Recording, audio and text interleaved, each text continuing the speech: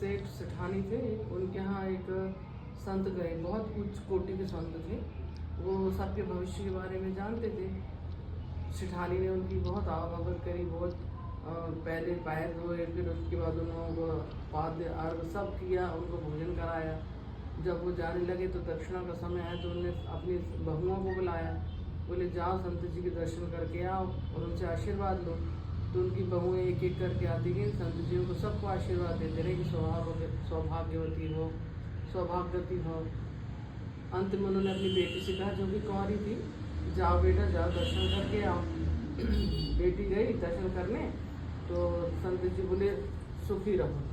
तो वो देख रही थी, उसकी माँ बोलने लगी कि संत जी आपने सबको तो आशीर्वाद दिया, सौभाग्यवती हो, मेरी बेटी को क्यों आशीर्वाद नहीं दिया आपने। संत जी ने ध्यान लगाया, बोले मेरे मुंह से निकला है तो कुछ ना कुछ होगा। उन्होंने ध्यान लगाया कि इसके सौभाग्य में कुछ बाधा है, तो चरणों में गई सेठानी, कहने लगी आप जब रोग जानते हैं तो उसका इलाज भी जानते होंगे, तो आप ऐसा करें कि इसका उपाय बताएं कि ये कैसे इसकी बाधा दूर होगी। संत जी बोले कि यहाँ से बहुत दूर, उन्होंने स्थान का नाम बताया, एक धोवन रहती है, उसका नाम सोमवती है। तो उस धोवन के यहाँ जाए, वो यदि आशीर्वाद दे देगी तो इसका सहार अमर हो जाएगा। तो सेठानी बोली कि ठीक है, हम अपनी बेटी को भेजेंगे, वो उसकी सेवा करेगी। उनने पूरा तरीका बता दिया कि किस तरह से उसकी सेवा करनी है और कैसे उसे आशीर्वाद लेना है। वो गए, दोनों भाई बहन को भेज दिया, उसने एक भाई को भेज दिया साथ में, तो बोला कि जाओ तुम और सोमवती के घर जाके उसकी सेवा करना, उसका आशीर्वाद लेके आना, फिर अपन इसका विवाह करेंगे। तो वो दोनों भाई बहन गए। दोनों भाई बहनों ने इतनी सेवा करी, रोज सुबह सुबह उठ के वो आंगन साफ कर दे, बर्तन साफ कर दे, कपड़े धो दे। देखो उनको पता ही नहीं चलता रहा सोमवती को कि कौन कर जाता है। ऐसे करते करते एक महीना बीत गया। एक दिन वो बोलने लगी कि भाई कौन व्यक्ति हो, जितनी जल्दी भी उठे तो उसको पूरा काम किया हुआ मिलता था। तो बोली ऐसा क्या बात है, क्यों, कोई हमसे क्या चाहता है, कौन व्यक्ति है जो कि हमारी इतनी सेवा कर रहा है, हमसे क्या चाहता है, हमारे सामने आए। वो दोनों भाई बहन आए, बहन एकदम पैरों में गिर गई, तो वो उससे ढाके हुए थी, तो उसने बोला सौभाग्यवती भव। उसने उठाया चेहरा, तो कुंवारी थी, लेकिन धोवन जो सोमवती थी उससे बात करी, तो सोमवती ने उसने बताया कि संत जी ने बोला था कि आप आशीर्वाद दे देंगी तो फलीभूत होगा। बोले बेटा मेरे, वो बहुत पतिव्रता थी, उसके मुंह से आशीर्वाद निकला तो फलित तो होना ही था।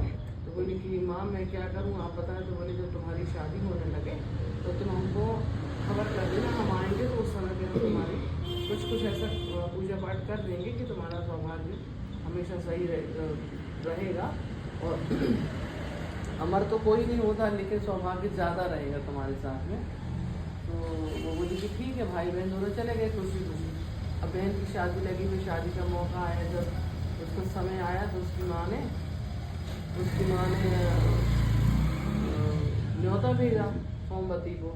सोमवती बोली अपने बच्चों से कि मैं जा रही हूँ, और मान लो पिताजी कुछ तबीयत गड़बड़ होगी तो लोग थोड़ा मेरे रास्ता देख लेना, उसके बाद मैं आऊँगा, मेरे आके मैं फिर उनका इलाज सही कर दूँगी, तुम लोग इलाज थोड़ा मोड़ा कराते रहना उनका। तो उन्होंने बोला ठीक है। ये चली आई तो सारे कार्यक्रम हो गए, बारात का दिन आया। बारात के दिन सुबह सुबह सोमवती ने अपनी मांग में सिंदूर भर के और उस कन्या की मांग में भर दिया, और बोली जाओ तुम्हारा सौभाग्य अधिक समय तक तुम्हारे साथ रहेगा। तो यहाँ आशीर्वाद देख के वह उठी, तो वहाँ उसका पति समाप्त हो गया। जंगल का रास्ता था, चलते चलते कोई वाहन तो थे नहीं पहले, चलते चलते उसको एक दो दिन लग गए, बीच में पड़ गई सोमवती अमावस्या। उसमें वही पीपल के पेड़ की, बोले यहाँ तुलसी तो है नहीं, पीपल के पेड़ के नीचे बोले क्या चढ़ाए, पूजन करा उसने।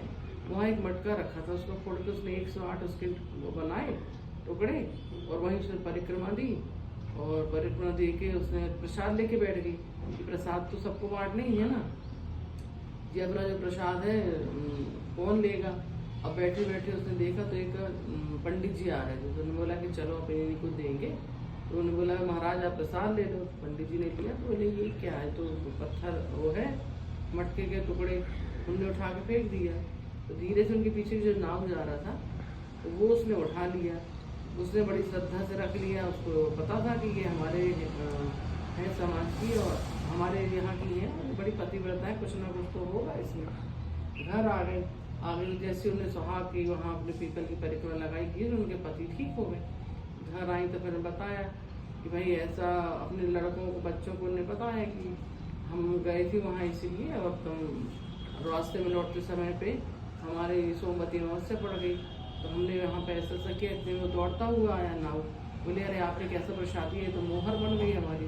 पंडित जी के पास गया, पंडित जी बड़े पछताए कि बताओ हमें प्रसाद ले लिया और ये क्या बोलते हैं जो जादू हो गया।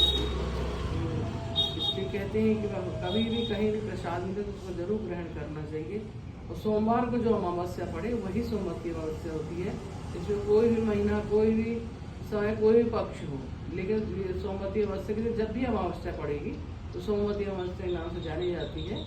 उसमें तुलसी हो तो तुलसी, घर में तो तुलसी जैसे नहीं है, पीपल की भी परिक्रमा लगाई जाती है, तुलसी की भी लगाई जाती है, और 108 वस्तुओं से भगवती की परिक्रमा लगा के सबको प्रसाद बांटा जाता है और उनका पूजन किया जाता है। महारानी तुलसी जैसी सदा सुहागन है, ऐसे ही सबको आशीर्वाद दें, इस कामना से हम सब माँ के प्रणाम करते हैं और उनसे आशीर्वाद मांगते हैं कि माँ जैसा आपका सुहाग है तो हम लोग का भी सुहाग हम रखें। जय हो तुलसा महारानी।